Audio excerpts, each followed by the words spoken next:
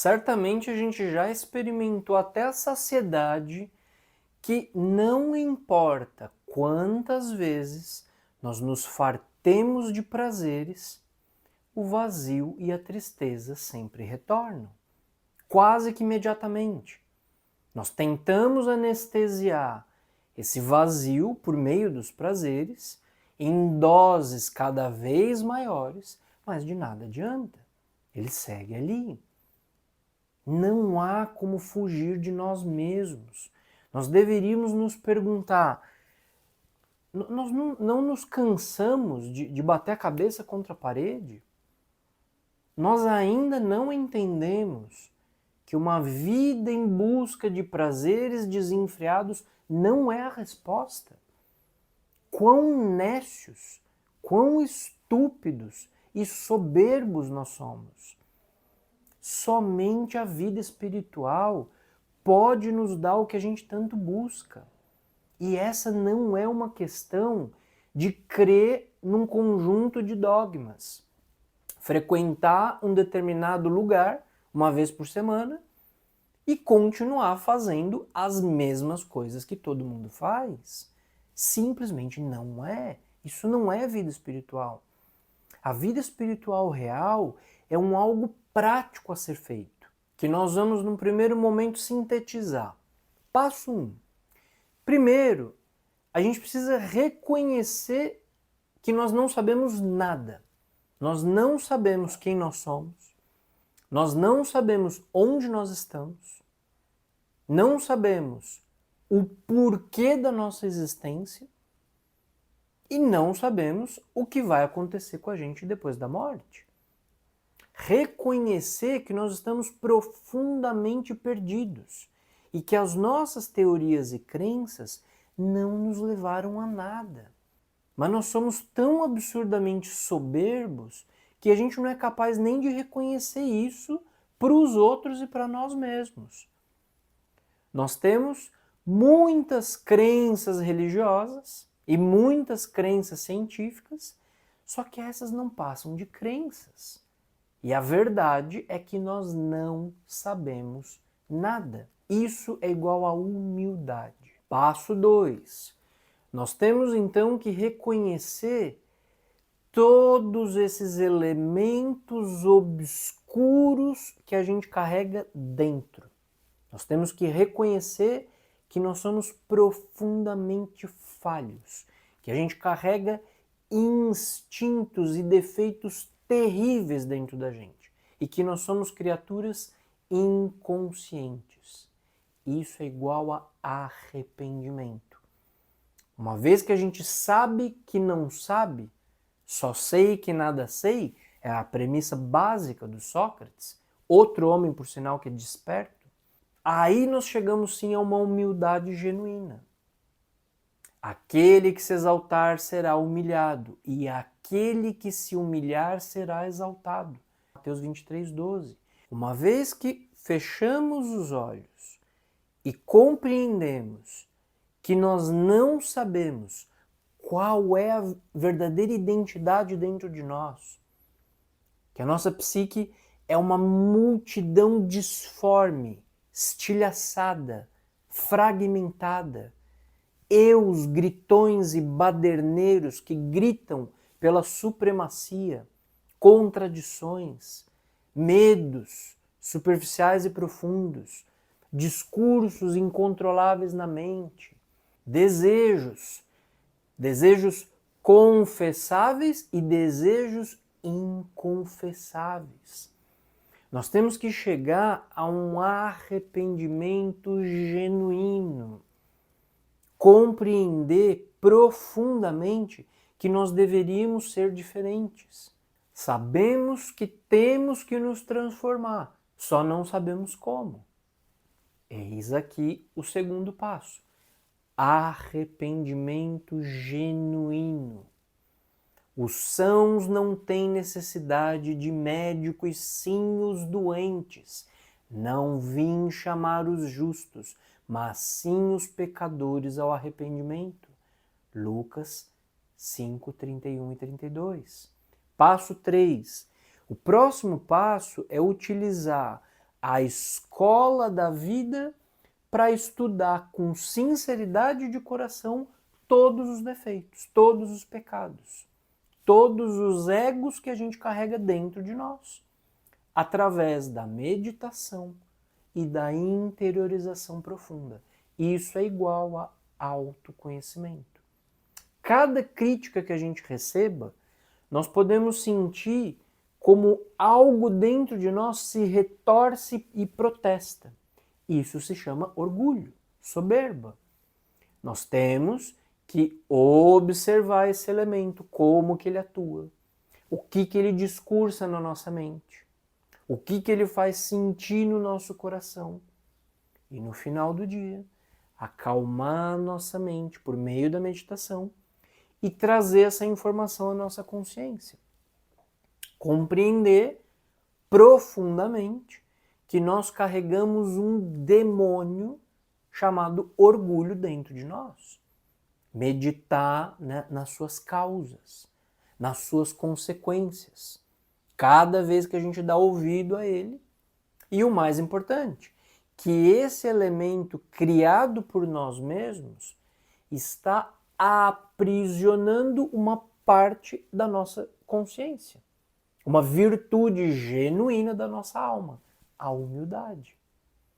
Cada vez que nós sentirmos ira na nossa vida, que a gente gritar, xingar, bater com o punho ali contra a mesa, nós temos que identificar esse aspecto tenebroso da nossa psicologia, sem desculpas, sem se auto-justificar, com valor e honestidade.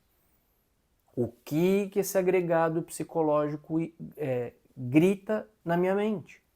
O que ele faz? Por que ele faz meu coração acelerar? Como ele faz eu sentir calor e saltar as veias? Levar esses pensamentos e sentimentos em meditação e compreender o absurdo de carregar isso dentro de mim. Que esse elemento me afasta da minha consciência e me afasta de Deus. Em meditação, a gente pode ver claramente que isso está dentro de nós, mas não é a consciência, não é a nossa identidade real. Foi algo que nós criamos. Nós acumulamos isso na nossa psique com estados equivocados da consciência, que foram se cristalizando como inconsciência. Nesse caso, como ira.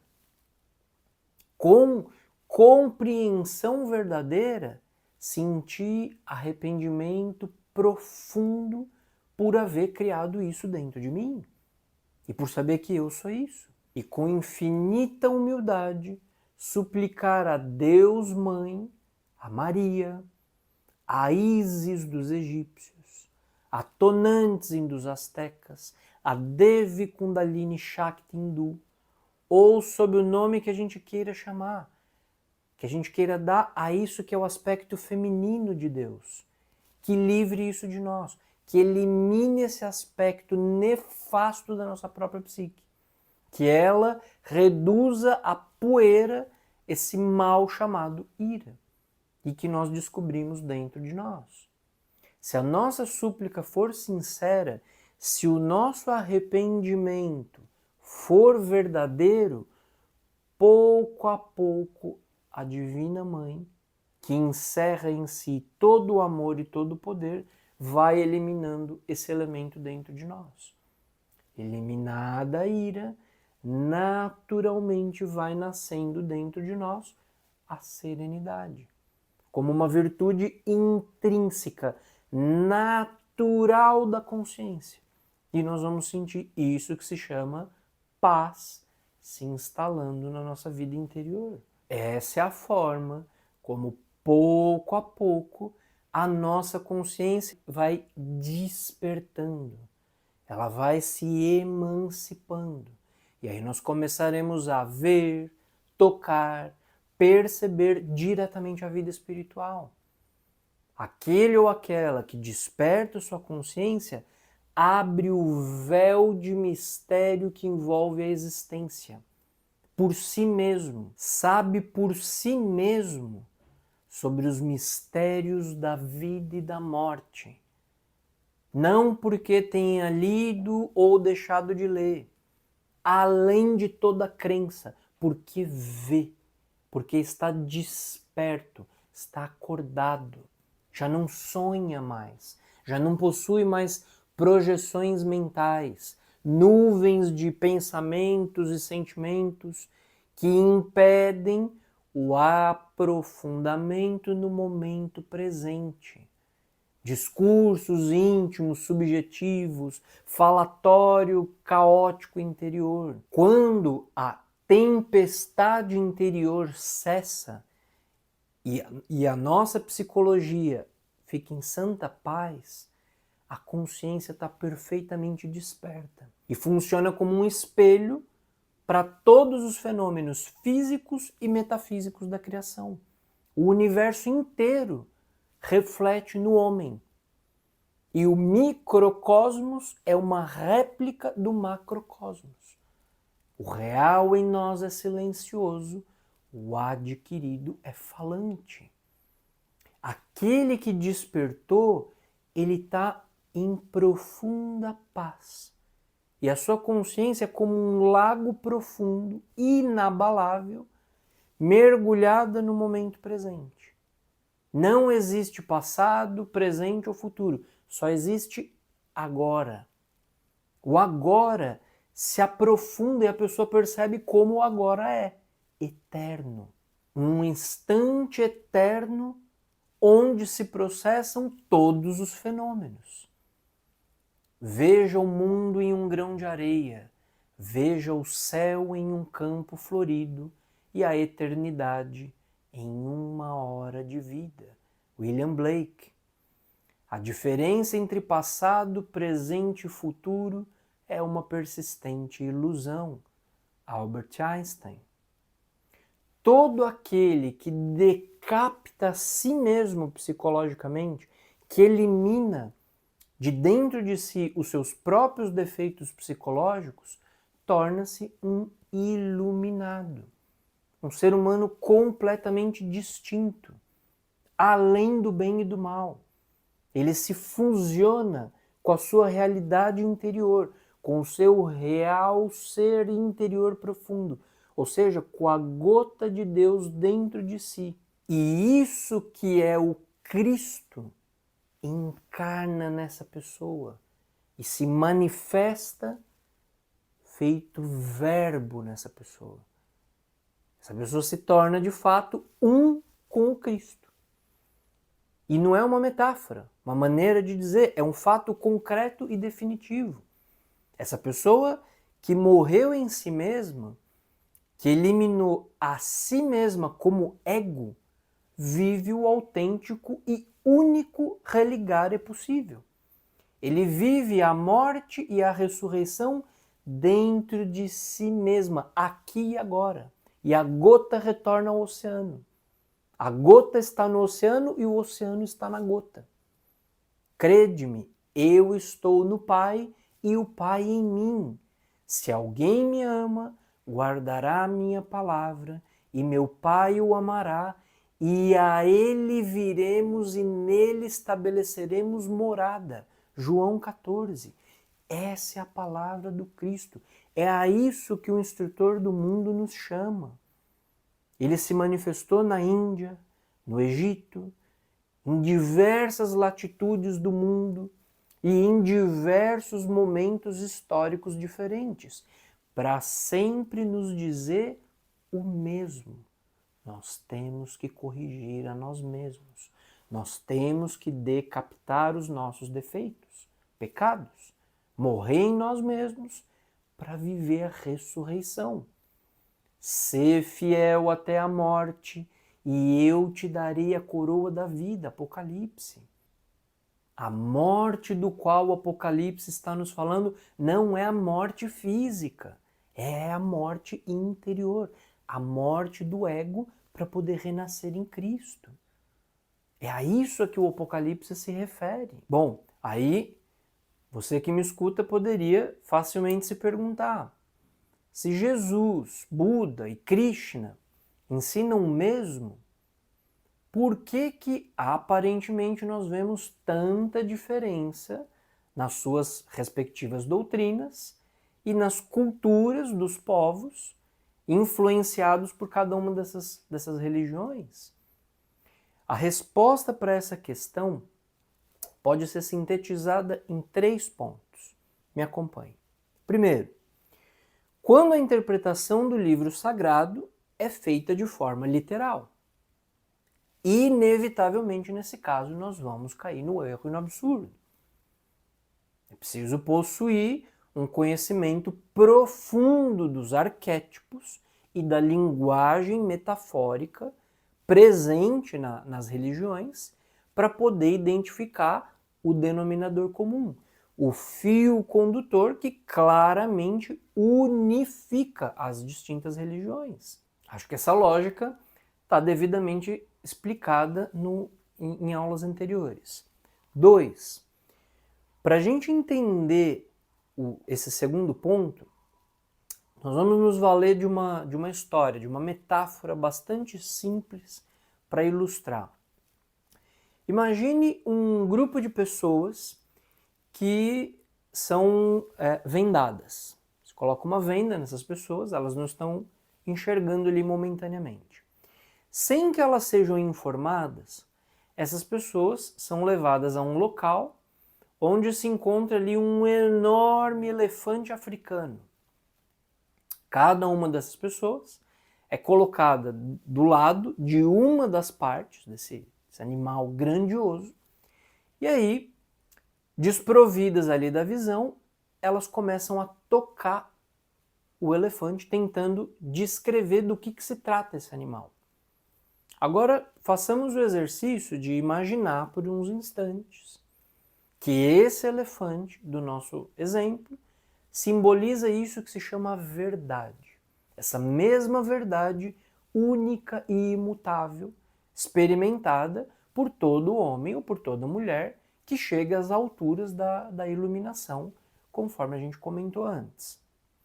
A pessoa que está vendada ao lado das pernas do elefante, ela vai tatear as pernas desse animal e vai dizer: a verdade é como uma árvore, rígida e firme como o tronco de uma árvore. A pessoa que se colocou diante dos enormes chifres ali do elefante vai exclamar: a verdade é como uma lança, lisa, firme e pontiaguda. Uma terceira pessoa, posicionada ali ao lado das orelhas do elefante, vai afirmar: a verdade é flexível e maleável como uma enorme folha de árvore. Um quarto do grupo ali, posicionado atrás do elefante, segurando e tateando o rabo do elefante, vai dizer: a verdade é como uma corda. E ali, por último, deitado sobre as costas ali do elefante, abraçando ali o tronco do elefante, sem qualquer percepção de onde terminaria aquele animal enorme, aquele corpo, e sentindo a respiração ali grandiosa do animal, ele diria: a verdade é como um imenso globo que não se pode abarcar os seus limites e que pulsa, expandindo-se e contraindo-se num ritmo cíclico e contínuo. Cada um desses nossos personagens imaginados experimentaram e descreveram o mesmo animal, ou seja, o mesmo fenômeno. Porém, eles descreveram aspectos diferentes desse mesmo fenômeno chamado elefante. Nós podemos dizer exatamente o mesmo sobre isso que está além da mente, dos afetos, isso que está além do tempo, além de todo o conceito que é a verdade. O fenômeno é o mesmo. Não existe mais de uma verdade, a verdade é singular. Só que, evidentemente, são muitos os aspectos que se pode abordar em relação a esse fenômeno. A verdade em si mesma, participando do infinito e do eterno, ela não cabe jamais dentro de um discurso ou dentro de uma definição exata. Isso que é Deus não pode ser definido dentro de um conceito, porque isso seria limitar aquilo que é ilimitado. Seria querer colocar Deus dentro da mente. Isso seria o equivalente a tentar colocar o universo dentro de um copo. Como dizia a Madame Blavatsky, Deus não pode ser limitado nem por um nome. E para se expressar, para defini-lo, ela se referia a ele como aquilo, aquilo, aquilo. Os mestres iluminados que passaram pelo nosso mundo, eles não buscam fazer uma definição do divino, mas sim criar setas que apontem para ele. Setas que indiquem como se chega até ele e como se experimenta por si mesmo isso que é inominável, indescritível e que está além de qualquer forma de existência que nós poderíamos definir de forma mental ou de forma verbal. Essa é a razão pela qual os textos sagrados, os diversos textos sagrados e ensinamentos sagrados abordarem aspectos diferentes sobre a divindade. São ângulos distintos que descrevem o mesmo fenômeno. Buda, por exemplo, que antes da sua iluminação e cristificação, foi um príncipe chamado Siddhartha Gautama Sakyamuni. Ele colocou ênfase na sua doutrina no fato de que é necessário uma profunda e disciplinada interiorização através da meditação para poder chegar à experiência da verdade. E isso é a mais pura verdade. Primeiro, porque Deus está dentro de nós. É nosso real ser interior profundo. É nossa verdadeira realidade interior. A consciência dentro de nós é uma gota desprendida desse oceano infinito que é Deus, que é o ser. Esse real ser está dentro de nós, no nosso mais profundo e ignoto ser, atrás desses elementos que impedem o nosso contato com ele, os nossos egos, eus, a inconsciência ou o nome que a gente queira dar.